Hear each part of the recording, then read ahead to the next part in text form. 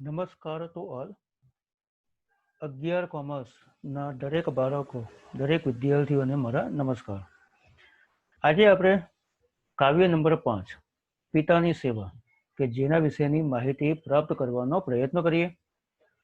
આ કવિતા કે જે દલપત રામ નામના જે કવિએ સરસ ભાષામાં આપણને પિતાની સેવા કેવા પ્રકારની કરવી જોઈએ, પિતાનો પ્રેમ કેવા પ્રકારનો હોવો જોઈએ અને પિતા વિશેની જે સારી સમજણ જે આપણને કહેવા માગે છે, તો આપણે એને સાદી ભાષામાં એટલે કે સરળ ભાષામાં શીખવાનો પ્રયત્ન કરીએ અને પ્રયત્ન કરીશું કે આપણા જીવનમાં બી કે પિતાનું જે મૂલ્યવાન સ્થાન હોય કે જેને આપણે જાળવી રાખવાનો પ્રયત્ન કરીશું.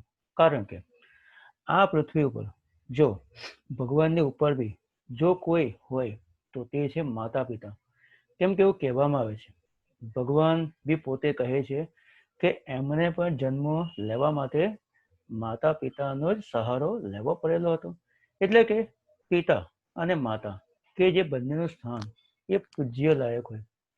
આપણે જોઈએ છીએ કે આજના જમાનામાં ઘણા બધા એવા બનાવો બને છે કે જેમાં બાળકો પોતાના માતા પિતાથી કંઈક ને કંઈક કોઈક ને કંઈક તકલીફથી તે લોકો કંઈક છૂટા પડી જાય છે અથવા તેમને કોઈ તકલીફો આવી શકે છે. પરંતુ અમુક કિસ્સાઓમાં ઘણા કિસ્સા એવા બી છે કે જે ઘણા બાળકો પોતાના પિતાને ખરેખર પ્રેમથી, મનથી, હૃદયથી જે પ્રાર્થના કરે છે અને એનું ફળ તે દરેક મેળવે બી છે. તો જોઈશું પહેલા આ કાવ્યનું પહેલું એક નાનું પ્રસ્તાવના, એટલે કે આખા કવિતામાં કહેવા શું માગે છે તેના વિશે થોડી માહિતી પ્રાપ્ત કરીએ.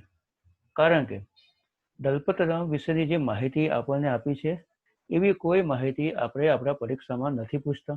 એટલે કે સ્વાભાવિક છે કે એ આપણે પરીક્ષાલક્ષી નથી લેતા. હા, તમારે જાણકારી મેળવવી હોય તો તમે જાતે પણ તેને વાંચી શકો છો. હા, જન્મ કોઈક વાર એવા પ્રશ્નો એક એક વાક્ય આવી જાય કે આપેલા કવિનો જન્મ, તો તે તમે સાલ યાદ રાખી શકો, 21 જાન્યુઆરી 1820. તો આપણે હવે અને બીજે આવી શકે વ્યવસાયનો તો અમદાવાદમાં છે. સ્વાભાવિક છે, જ્યારે ગુજરાતી કવિ હોય તો તે લગભગ ગુજરાતના જ હોઈ શકે છે. તો હવે જોઈએ આપણે કે કવિતા તો ચલાવશું જ, પણ તે પહેલા એના માટેની જે થોડી માહિતીઓ છે તે આપણે પ્રાપ્ત કરીએ એક નાના ભાગ સ્વરૂપે. તો બાળકના જન્મ, ઉછેર અને સંસ્કાર માટે માતાનો ફાળો અનન્ય છે, પરંતુ એમાં પિતાનું સ્થાન પણ કંઈક ઓછું નથી. જે વાતો કરી, કોઈ પણ બાળક જ્યારે પૃથ્વી પર જન્મ લે છે તો તેની માટે માતા અને પિતા એ બંનેનો ફાળો એ ઉત્તમ ગણાય છે. કારણ કે એક બાળકનું નિર્માણ એ માતા પિતાને આભારી છે. બાળકનો સંસ્કાર, બાળકને સારું ખરાબ આ બધી માહિતી આપવાવાળા ફક્ત માતા અને પિતા છે. જે બાળકનો સંસ્કાર એના માતા પિતા જો તેના ઘરમાંથી સારા આપે છે તો તે બાળક કોઈ પણ દિવસ કોઈ પણ ખરાબ વર્તન કે લોકો વિશે ખરાબ વિચારી બી શકતો ન હોય. કારણ કે આજે પોતાનું કાર્ય કરવું એ જ ભગવાનની એક પ્રાર્થના સમાન છે. ભગવાન પોતે કહે છે કે તમે સારું કાર્ય કરશો તો 100% તમે બી સારા વ્યક્તિ બનીને જો સારા કામ કરશો, લોકોની કરશો મદદ, જો લોકોની ઈર્ષા ન કરશો કે લોકો વિશે ખરાબ ન વિચારશો તો સ્વાભાવિક જ છે ભગવાન બી તમને 100% આશીર્વાદ આપે છે અને તમારા અટકેલા કાર્ય બી તે પૂરા કરવાનો તે તમને સહભાગી બનાવે છે. તો આ કાવ્યમાં બાળકે પિતાજીને કરેલા લાડ, તોફાન અને મસ્તીનું મધ મીઠું ગાન થયું છે. આપણે બી જાણીએ છીએ જ્યારે બાળક નાનું હોય તો સૌથી વધારે પ્રેમ એ એના માતા અને પિતા કરે છે. પિતાજી માતાજી દ્વારા જે તેને લાડ, જેને પ્રેમ, જેને હૂંફ આપવામાં આવે છે, તોફાન બાળકને રીતે કરે છે અને મસ્તીનું મધ મીઠું ગાન, એની સાથે મસ્તી બી એક નાના બાળક બનીને એની સાથે બાળક બનવાનો પ્રયત્ન કરે છે અને તેની સાથે મસ્તી કરતા હોય છે. છેક જન્મથી પાળી પોષીને પોતાને મોટો કરનાર પિતાજીનું ઋણ અહીં આભાર દ્વારા વ્યક્ત થયું છે. સ્વાભાવિક જ છે, કોઈ પણ માતા પિતાને સૌથી વધારે લાગણી તેના બાળકો પર હોય છે. બાળક જ્યારથી જન્મે છે અને જ્યાં સુધી મોટો થાય છે ત્યાં સુધીનું જે લાગણી હોય તે બધી જ પિતાજી તેની સાથે નિભાવે છે. બાળકને કોઈ પણ તકલીફ પડશે તો પિતાજી એને સહન ન કરી શકતા, પરંતુ એને સારું કેવી રીતે કરવું તેના વિશેની બી પ્રયત્નો સતત કરતા હોય છે. તો બાળપણમાં પિતાની છાતીએ ચડી એમની મૂછો ખેંચી સ્વાભાવિક જ છે. ઘણા બાળકો નાના હોય છે કે જે પોતાના પિતાજી સાથે જ્યારે રમત રમતા હોય છે તો સૌપ્રથમ તેનો હાથ જે તેના પિતાજીની મૂછ હોય તો તેના પર જાય છે અને તેને ખેંચવાનો પ્રયત્ન કરે છે. પોતાની દરેક વાત માની હામાં હા કહી સ્વાભાવિક જ છે. આજનો જે યુગ છે જેમાં બાળકો પિતાજીને બધી જ વાતમાં હામાં હા કરવા માટેની ક્ષમતા અને પિતાજી પણ પોતાના બાળકના ખુશી માટે જે પણ માગે છે તે તેના હસતા મોઢે આપવાનો જે પ્રયત્ન કરે છે. ભણાવી ગણાવી સ્વાભાવિક જ છે. ભણાવવું એ આજના જમાનામાં પહેલું કાર્ય હોય છે અને ગણાવવું એટલે સંસ્કાર. આજે કોઈ પણ માતા પિતા એવો વિચાર કરે છે કે મારો બાળક જ્યારે ઘરની બહાર નીકળે તે એવા સંસ્કાર લઈને જાય કે તે પોતાનું નામ તો કરે તો સાથે તેના માતા પિતાનું પણ એક નામ એ પોતાના સમાજમાં કે આ ભારત દેશમાં તે કરી શકે. સારા ખરાબનો વિવેક શીખવ્યો. આજના જમાનામાં સારી વસ્તુ પણ છે અને ખરાબ પણ છે. ઓકે, આપણે જ્યારે સારી વસ્તુ કરતા હોય તો સારી વાત કહેવાય, પરંતુ આપણે એવા કોઈ ખરાબ કામ ન કરીએ. તો આ બધી જ માહિતી માતા પિતા દ્વારા તેને ઘરોમાં આપવામાં આવે છે કે આપણે કયા પ્રકારના કામો સારા છે તે કરવા જોઈએ અને કયા પ્રકારના ખરાબ કામો જે આપણે ન કરવા જોઈએ. કારણ કે સારા કામ કરશું તો સારી વાત છે, પણ ખરાબ કામ કરનારાને લાગશે ખરું કે આજે મેં કામ કર્યું પણ મને કોઈ તકલીફ ન પડી, પરંતુ કહે તેમ આજે તો કાલે એનું ખરાબ કામ ઢંકાયેલું રહેશે નહીં, પરંતુ એને એટલી ખરાબ એની એક પ્રાપ્તિ પ્રાપ્ત થશે કે જેના દ્વારા એને પસ્તાવો થાય છે કે આજે ખરેખર મેં જો આ ખરાબ કામ ન કર્યા હતા તો કદાચ આજે હું જીવનનો સૌથી સારો વ્યક્તિ બની શકતે. પરંતુ એકવાર ખરાબ કામ થઈ ગયા પછી એમાં પસ્તાવો કરવો એ આપણી મોટી ભૂલ કહેવાય છે. હા, પસ્તાવો કરી શકાય. આપણે ભૂલથી કોઈ કાર્ય કરીએ તે પસ્તાવાનો તમને 100% તમને ફળ મળે છે, પણ જો આપણે જાણી જોઈને જો કામ કરતા હોઈએ તો એના માટે પસ્તાવો કરવો એ એક નાકામયાબી છે, એ આપણે વિચારવું બી જોઈએ નહીં. તો પોતાને માટે અનેક કષ્ટ સહન કરી છત્રછાયા બન્યા. સૌથી અગત્યનું વાક્ય છે, પિતા કોઈ પણ તકલીફને સહન કરી શકે છે. બાળકને કોઈ તકલીફ પડશે તો પણ તે બાળકની તકલીફ તે પિતા પોતે લઈ શકે છે અને તેની સાથે કાયમ સાથે રહે છે અને બાળકને કોઈ તકલીફ ન પડે એવા ઘણા બધા પ્રયત્નો તે માતા પિતા દ્વારા કરવામાં આવતા હોય છે. માગેલી વસ્તુઓ પૂરી પાડી. આજના જમાનાનો આ એક સૌથી મોટો તબક્કો છે. આજના બાળકો સૌથી મોટી માંગણી હોય છે. પિતાજી બાળક જે પણ માંગણી કરે તો કોઈ પણ જાતનો વિચાર કર્યા વગર, ભલે પિતાજી પાસે થોડા પૈસા ન હશે, વ્યવસ્થા કરશે, પણ બાળકને તકલીફ ન પડવા દેશે કે હું તને આ વસ્તુ ન આપી શકું. માગેલી વસ્તુઓ પૂરી પાડી. ભૂલ થઈ ગઈ ત્યાં ક્ષમા આપી. બાળકો ભૂલ કરે છે, પિતાજી એને ક્ષમા માફી આપે છે. શા માટે? કોઈક વાર એવું બી બાળકથી કોઈ ખરાબ કાર્ય થઈ જાય છે, ભૂલથી પણ કરે અથવા જાણી જોઈને પણ કરે, તો તેવા સમયે પણ પિતાજી જ એવા હોય છે કે જે તે પોતાના બાળકને આવી બધી જે ભૂલો કરી હોય તેને માફી આપે છે. એક ભૂલ, બે ભૂલ, પછી સ્વાભાવિક જ છે કે અગર બાળકો જો વધુમાં વધુ ભૂલ કરશે તો કદાચ પિતાજી તેને આવી બધી ભૂલો માટે કદાચ માફી ન પણ આપે. અને સમાજ વચ્ચે માનવંતું સ્થાન અપાવ્યું એવા પિતાજી પ્રત્યે ઋણ ચૂકવવા તેમની આજીવન સેવા કરવાની ઈચ્છા સેવતા કરીએ. તો હવે સમાજ વચ્ચે આ એક પિતાજી છે કે જેણે મારું સ્થાન એક બાળકને સમાજની અંદર નામ કમાઈ શકે. સમાજના વ્યક્તિ એવા હોય કે જે પોતાના સંસ્કાર દ્વારા લોકોને આકર્ષી શકે. તો આ બધી માહિતી કવિ કહે છે કે આ બધું જે મારા પિતાજીએ મને જે અપાવ્યું છે, જે સ્થાન મને અપાવ્યું છે, તો એનો આ ઋણ ચૂકવવા તેમની આજીવન સેવા કરવા ઈચ્છું છું. તો આ પ્રકારની કવિની પોતાના પિતા પ્રત્યેની જે ભાવના છે તે આપણે આ કવિતામાં દરેક શબ્દોમાં આપણે સમજવાનો પ્રયત્ન કરીએ. કવિતા બહુ સારી છે. જો તમે તમારા જીવનમાં ઉતારશો તો કદાચ આપણે એક એવા વ્યક્તિ બની શકીએ કે આ જીવન દ્વારા આપણે બીજા અનેક વ્યક્તિઓ હોય તેને પણ એક સારી શિક્ષા આપવાનો પ્રયત્ન કરીશું. કારણ કે આજે શિક્ષા એ અમૂલ્ય છે. લોકોને શિક્ષા માટે ભૂખ લાગી છે, પણ તેને આપવા માટેના વ્યક્તિઓ બી એવા હોવા જોઈએ. આજે ઘણા વ્યક્તિ એવા હોય કે જે લોકોને ખરાબ માર્ગે લઈ જવાનો પ્રયત્ન કરે છે અને ઘણા વ્યક્તિ જાય પણ છે. પણ જે લોકો પોતાની સમજ બુદ્ધિથી કાર્ય કરે છે, સ્વાભાવિક જ છે, એ પોતાનું જે સંસ્કારનો ઉપયોગ કરે છે અને કંઈ પણ વસ્તુ ખરાબ થાય તેને સારું કરવાનો પ્રયત્ન કરે અને પોતે પ્રયત્ન કરશે કે જો કોઈ વ્યક્તિને આપણે સારું શિક્ષણ કે સારી વાતો કરી શકતા હોય તો 100% તે આપવાનો પ્રયત્ન કરશે. ઓકે, તો હવે આપણે ચાલુ કરીએ થોડી કવિતાઓને લાઈનો શીખવાનો પ્રયત્ન કરીએ. જોઈએ કે કવિતા આપણને કહેવા શું માંગે છે.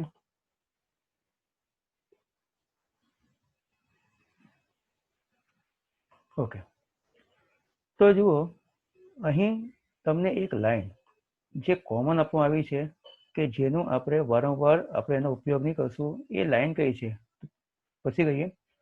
તો હવે આપણે જોઈશું કે કવિતા આપણને કહેવા શું માંગી રહી છે. તો છરો હું હતો છોકરો એક છોટો. છરો એટલે એકલો. એકલો હું છોકરો,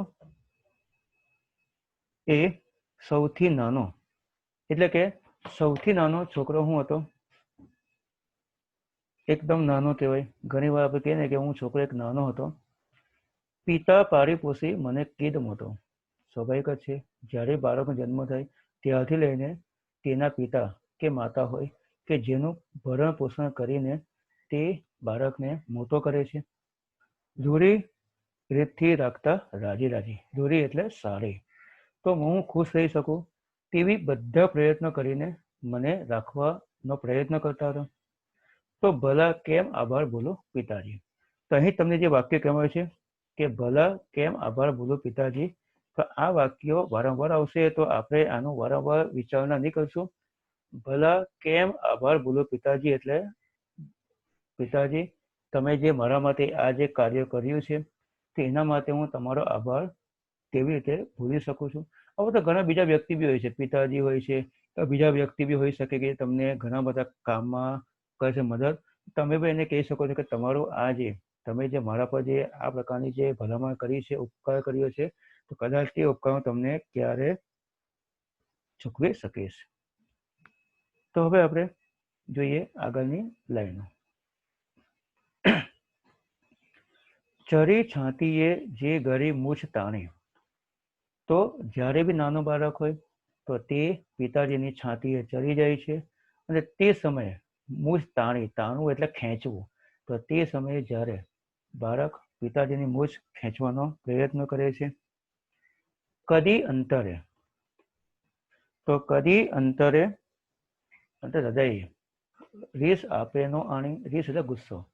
આટલું બધું કર્યા છતાં પણ પિતાજીએ કોઈ પણ દિવસ મને ગુસ્સો હૃદયથી નથી આપેલો. ભલે મેં તેની છાતીએ ચડું છું, એની મૂછ ખેંચવાનો પ્રયત્ન કરું છું, છતાં પણ પિતાજી મને કોઈ પણ દિવસ મારી ઉપર ગુસ્સો કરતા નથી. કહ્યું મેં મુખે તે કર્યું હાજી હાજી. હું મારા મુખ દ્વારા જે પણ કહું છું તો તે મારા પિતાજી હસી હસીને એટલે કે ખુશ રહીને તે બધું જ કરવાનું એ પ્રયત્ન કરે છે. મતલબમાં મને જે પણ તકલીફ પડે છે એ પિતાજી બધું કાર્ય કરવા માટે તૈયાર રહે છે. તો ભલા કેમ આભાર બોલો પિતાજી.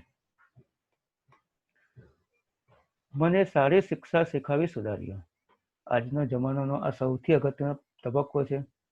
પહેલાના જમાનામાં એક હતું કે વિદ્યાર્થી અને શિક્ષકો વચ્ચેનો સંબંધ એક ભગવાન જેવો હતો.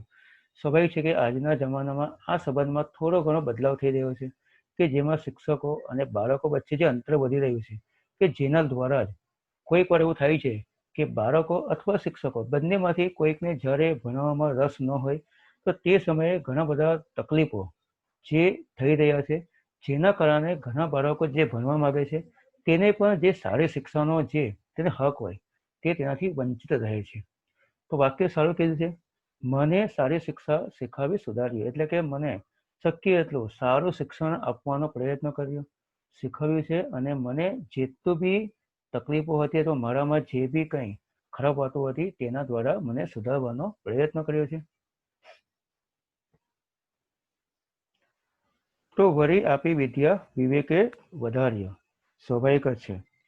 એમણે મને જે પ્રકારે આગળ વધવાનો પ્રયત્ન કર્યો, વિદ્યા આપી અને સારું શિક્ષણ આપ્યું કે જેના દ્વારા મને બુદ્ધિથી મને આગળ વધારવાનો પ્રયત્ન કર્યો. ભલી વાતના ભેદ સીધા દીધાજી, એટલે કે સારી વાતના, એટલે કે માનો કે જે પણ સારી વાતો હશે તો તે બધું જ મને કહેવાનો પ્રયત્ન કરેલો છે. જેટલું પણ સારું થઈ શકતું હોય એ બધી જ માહિતી મને આપવાનો પ્રયત્ન કરેલો છે.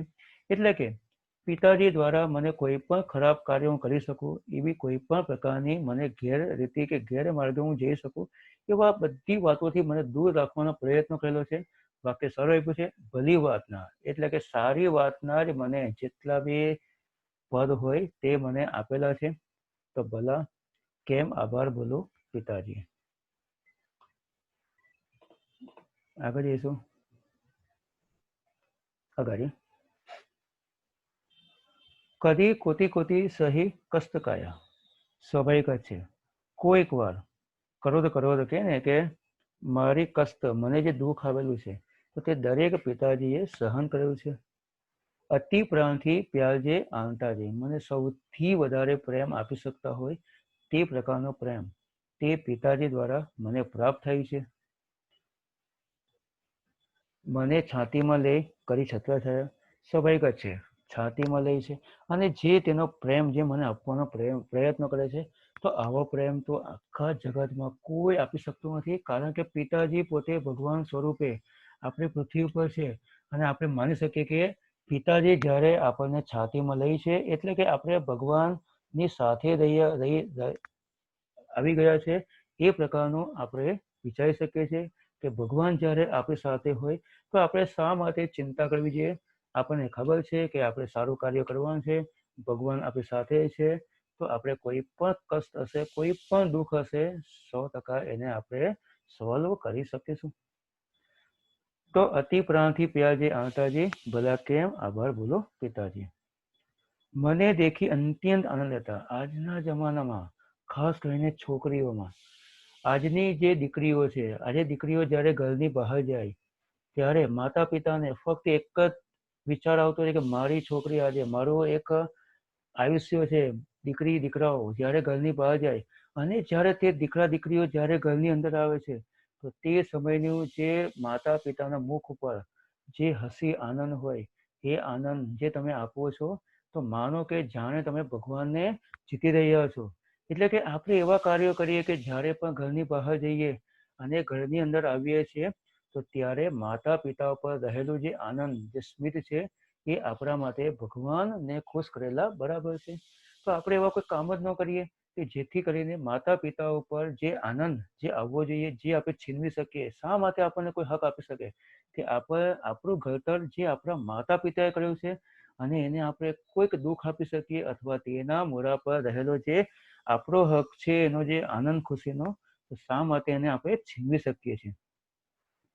તો સુખે માગી વસ્તુ મને લાવી દેતા, સ્વાભાવિક જ છે. જે વાતો કરી કે માતા પિતા એક એવા સ્થાન ઉપર છે કે બાળક જે પણ કંઈ માગે છે તો તે માતા પિતા તેને કંઈ પણ વગરના કષ્ટ વગર, હા કોઈક વસ્તુ એવી હોય કે જેમાં આપવામાં થોડું ડિલે કરી શકે, વાર લગાવી શકે, પરંતુ એ અંતર બી એટલું લાંબુ નથી હોતું. શક્ય એટલું માતા પિતા ટ્રાય કરતા હોય છે કે તે તેના બાળકને ખુશ જોવા માટે કોઈ પણ હિસાબે જે એને વસ્તુ માગી છે એને આપવાનો પ્રયત્ન તે કરશે અને કરશે જ. તો પૂરો પાર તે તો ભૂલે પુત્ર પારી, તો ભલા કેમ આભાર બોલો પિતાજી. તો આ જે મારો આ જે આભાર છે, જે માતા પિતાએ મારી ઉપર જે આ પ્રકારનો જે મારા પ્રત્યે જે પ્રેમ આપેલો છે, તો એનો હું પ્રેમ કેવી રીતે ભૂલી શકું છું, કેવી રીતે હું એને આ આભાર હું એને પાછો આપી શકીશ. તો મિત્રો, અહીં આપણે આ 4 પંક્તિ દ્વારા જે આપણે પિતાજી વિશેની માહિતી પ્રાપ્ત કરવાનો પ્રયત્ન કરેલો છે. કદાચ તમને હોપશો કે આ કવિતામાં કંઈક લાગણીશીલ અથવા હર્ષભર્યા આંસુ જો આપણી આંખમાં આવી જાય તો આપણે માનશું કે આ જીવનમાં ખરેખર જે માતા પિતાનું સ્થાન છે એ સ્થાન તો કોઈ પણ લઈ શકવાનું ન હોય, અને આપણે બી એક માતા પિતા બનવા છે. એટલે કે આપણે જેવું આપણા માતા પિતા સાથે જેવું સંસ્કાર લઈને વર્તન કરીશું તો 100% આપણા બાળકો પણ આપણને એ જ પ્રકારની સેવા કરશે. આપણે કહેવત છે કે જે ખાધો ખોરે તે તેમાં પડે. એટલે કે જો આપણે જો સંસ્કાર જો ખરાબ મેળવીશું, એટલે કે આપણે જો વર્તન માતા પિતા સાથે ખરાબ કરીશું અથવા લોકો સાથે જો ખરાબ વર્તન કરીશું તો 100% કદાચ પછીના સમયમાં એવો બી સમય આવી શકે કે લોકો દ્વારા બી આપણને આ જ પ્રકારનું વર્તન કરી શકે છે. અને જ્યારે એ વર્તન જ્યારે આપણા દિલમાં જ્યારે સહન ન કરે ને તો તે પસ્તાવો એ સૌથી ખરાબ વસ્તુ બને છે. કારણ કે આપણે જ્યારે દુઃખ લોકોને આપીએ છીએ ત્યારે આપણે હસીએ છીએ, પણ જ્યારે કોઈ આપણને દુઃખ આપે ને તો તેને સહન કરવું અશક્ય થાય. અને ત્યારે આપણા મગજમાં એવી સમજણ ઉત્પન્ન થાય છે કે કદાચ મેં મારી લાઈફમાં કે મારા જીવનમાં જો માતા પિતાએ આપેલા સંસ્કાર દ્વારા જો મેં લોકોની વિશે જો સારી વાતો કરી હતી, કદાચ તેના માટે સારો વિચાર્યો હતો, તો આજે મને પણ આવી કોઈ તકલીફ ન પડતે. ત્યારે તમને ખબર પડશે કે કદાચ ખરેખર મેં જ્યારે તેને આવું દુઃખ આપેલું તો એને પણ કેમ પ્રકારે એને સહન કરેલું હશે. તો સારું હોય કે કદાચ તેના સંસ્કાર સારા હોય અને તેને દુઃખ સહન કરવાની ક્ષમતા મળી ગયેલી હોય. પણ આપણે જો પોતે સંસ્કાર સારા પ્રાપ્ત ન કરેલા હોય, આપણે પોતે જ ગેરમાર્ગે દોરી જઈએ છીએ અને જ્યારે લોકો વિશે ખરાબ વિચારીએ તો સ્વાભાવિક છે જ્યારે આપણી પર આવે છે તો એના માટે આપણે કોઈ પણ પ્રકારનું તેને સહન કરવાની ક્ષમતા ગુમાવી દઈએ છીએ. અને ત્યારે જ આપણે જોઈએ છીએ કે ને થવું જોઈએ એવી ઘણી બધી વસ્તુઓ આપણા જીવનમાં થતી હોય છે. ઓકે, તો મિત્રો, અહીં આપણે આજે એક ભાગમાં આટલા જ ટોપિકો વિશેની માહિતી પ્રાપ્ત કરીશું. આજની કવિતાની જે આપણે શરૂઆત કરી છે એમાં પિતાની સેવા વિશેની જે વાતો કરી છે, સરસ મજાની લાઈનો તમને આપવામાં આવી છે. હજુ પણ બીજા ભાગમાં ખરેખર આંખમાં આંસુ આવી જશે એવા પ્રકારની પંક્તિઓ આપી છે. આપણે દિલથી સમજવાનો પ્રયત્ન કરશું અને તેને આપણા હૃદયમાં જો ઉતરી જાય તો ખરેખર ભગવાન મળી જશે એવા પ્રકારની આપણે સંસ્કાર પ્રાપ્ત કરેલો એવું આપણે મેળવીશું. મારી પણ દરેકને એક પ્રાર્થના હોય છે કે આજના જમાનામાં તમે જેટલું લોકો સાથે સારું કરશો, તમે એવું ન વિચારો કે મેં સારું કર્યું છે તો મારું સારું કોણ કરશે. બધા માટે બધા વ્યક્તિઓ હાજર છે. પોતે એવું વિચારીએ છીએ કે હું લોકોનું સારું કરું તો મારું કેમ ખરાબ થાય છે. એ ખરાબ ન કહેવાય, એમાં પણ ભગવાનની કોઈક નીતિ હોય છે, ભગવાનનો કોઈ સંદેશ હોય છે કે એની પાછળ એ તમારા માટે કોઈક સારું કાર્ય લખેલું છે. એવું કહેવાય છે કે કોઈ પણ સારું કામ થવા પાછળ પહેલા ખરાબ કામ થાય છે, અને ખરાબ કામ થાય તો સમજો કે તેનું સારી બાબતો બી થવાનું ટૂંક સમયમાં રાહ જોઈ રહી છે. જીવનમાં સુખ હોય તો દુઃખ પણ આવવાનું છે. તો આવા સમયમાં જો આપણે આ નાની ઉંમરમાં જે દુઃખ સહન કરી લઈશું ને તો 100% પાછળના જીવનમાં આપણી પાસે એટલું સુખ હશે કે કદાચ આપણી આંખમાં તે આંસુ એટલા ખુશીના હશે કે તેને આપણે સહન બી ન કરી શકીશું. ઓકે મિત્રો, તો હવે મળીશું આગળના ભાગમાં બીજા ભાગ સાથે. ત્યાં સુધી નમસ્કાર. ઘરમાં રહો, સુરક્ષિત રહો.